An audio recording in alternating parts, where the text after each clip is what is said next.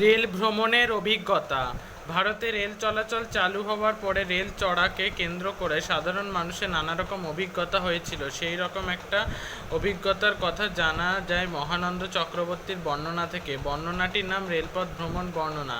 সেই লেখায় মফস্বল থেকে রেল যোগে কলকাতায় যাওয়ার একটি চমৎকার বিবরণ রয়েছে।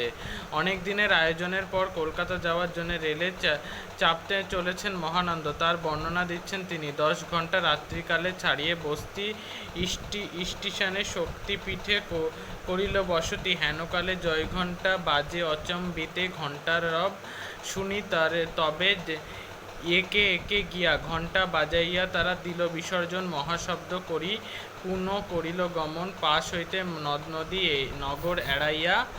ভাদ্রপদ মাসে যেন নদী বেগমান, সেইরূপ যায় নাই করয়ে বিশ্রাম। বৈদ্যবাটি ফরাসডাঙ্গা শ্রীরামপুর এড়াই, 10 ঘণ্টা সময়েতে গেলাম হাবড়ায়। মহানন্দ চক্রবর্তীর লেখার অংশগুলি চিন্তাহরণ চক্রবর্তীর রেল ভ্রমণের প্রাচীন চিত্র প্রবন্ধ থেকে নেওয়া হয়েছে। মূল বানান অপরিবর্তিত।